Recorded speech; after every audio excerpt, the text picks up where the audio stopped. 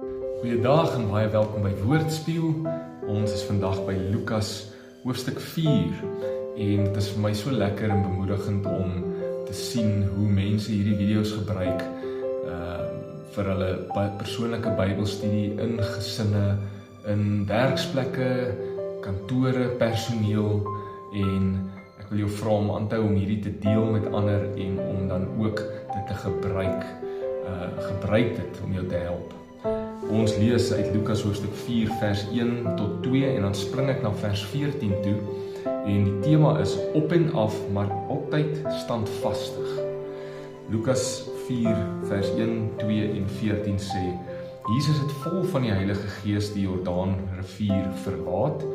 Hy is deur die Gees na die woestyn toe gelei, waar die duiwel hom vir 40 dae lank versoek het. Hy het die hele tyd niks geëet nie en aan die einde daarvan was hy baie honger. Hierna het Jesus gevul met die krag van die Heilige Gees na Galilea teruggegaan. Hy het deur die hele omgewing bekend geword. Dit is vir my bemoedigend om te sien hoe Jesus in die krag van die Heilige Gees deur verskillende fases gaan. Op en afs. Daai wisselwerking in die lewe gebeur, maar Jesus bly standvastig. Jesus kom gevul met die Heilige Gees, met die krag van die Heilige Gees vanaf die Jordaan waar hy gedoop was en waar God oor hom uitgespreek het dat hy sy seun is. Dis beslis 'n hoogtepunt. En dan gaan hy steeds in die krag van die Heilige Gees in die woestyn in, waar hy versoek word en waar hy honger is. En dis beslis 'n laagtepunt. Ek dink hy het miskien ver van God afgevoel, miskien gevoel nie so wonderlik naby en soos wat hy gevoel het by die Jordaanrivier nie. Miskien het dit vir hom geklink asof God se stem nou stil is en al wat hy hoor is hierdie versoekings. Maar dan kom Jesus weer gevul met die krag van die Heilige Gees uit die woestyn uit en hy gaan bedien in Galilea met groot krag. Dit lyk vir my asof Jesus nie op en afs soos ons sien.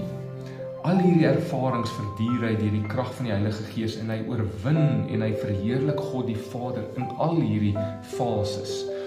Ek moet oppas om God se nabyheid en sy liefde vir my en sy planne vir my te meet aan omstandighede of hoe ek voel, my emosies.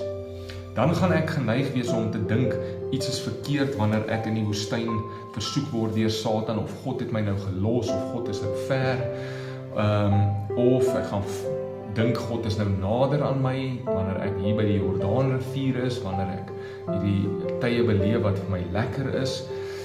En dit kan baie wisselvalligheid in my gemoed en in my verhouding met God veroorsaak. Hierdie op en af, as ek toelaat dat dit my laat twyfel die hele tyd en hoe God oor my voel en hoe God oor my dink.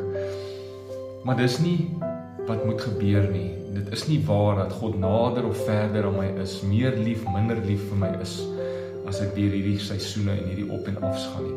God is net so by my en ek kan net so in die krag van God leef en in die wil van God leef in die woestyne as in die Jordaan. God kan net soveel in my werk in die woestyne as wat hy met my werk by die Jordaan.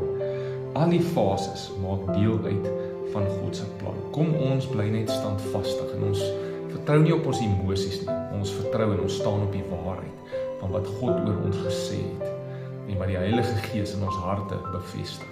Kom ons bid saam.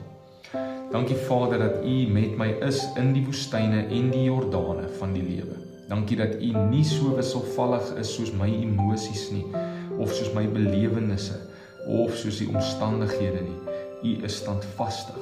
En mag my lewe gebou wees op dit wat U, die waarheid wat U oor my spreek.